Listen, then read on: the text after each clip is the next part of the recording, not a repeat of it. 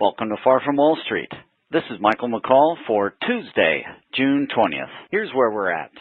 Since the global financial crisis, the Federal Reserve has been conducting an experiment with the U.S. economy. In 2008, when short-term interest rates fell to zero and the Fed was out of conventional tools for stimulating economic growth, the Fed resorted to quantitative easing. Now, quantitative easing has been tried a few times before in the last 2 decades, but never by an economy approaching the size of the United States. So what exactly did the Fed do? They bought massive amounts of long-term government-backed bonds, which kept long-term interest rates low while increasing the money supply and stimulating business activity.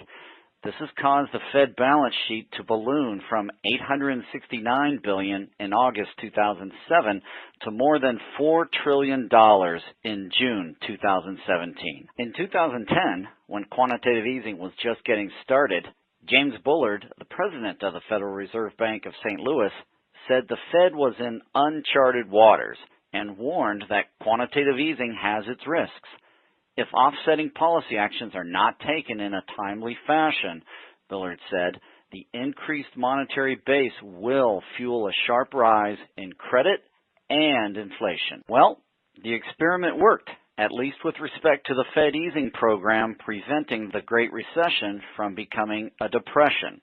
The economy is back to normal and now on a stable growth trajectory, but the experiment isn't over.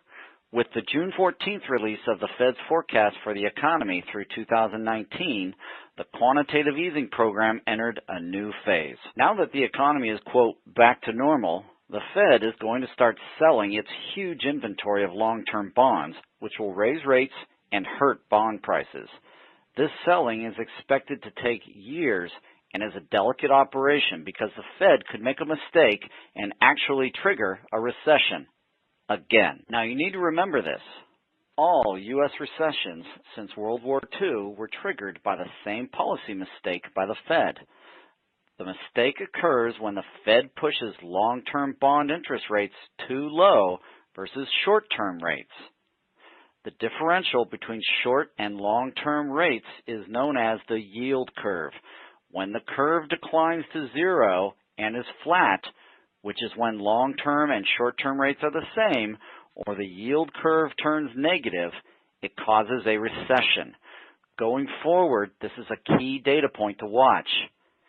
If the Fed gets too aggressive unwinding its massive inventory of bonds and flattens the yield curve by raising short-term rates too much or selling bonds so fast as to make long-term rates fall too fast, it could cause a recession and a bear market in stocks. So here's what they did last week. On June 14th, the Fed raised short-term rates 1/4 point to a range of 1 to 1.25%, and its forecast calls for raising the short-term Fed funds rate to an average of 2.9% in 2019. With commensurate hikes expected in the long-term rates, the outlook for long-term bonds remains poor. For fixed income investors, riding the rising rate cycle will mean keeping maturities short. Okay, stay with me on this. The Fed's latest economic projections offer a glimpse into how the Fed expects the unwinding to go. The Fed on June 14th raised its March projection for growth in 2017 from 2.1% to 2.2%. The unemployment forecast for 2017, 18, and 19 was lowered by a small amount, and the inflation projection was dropped from 1.9% to 1.6%.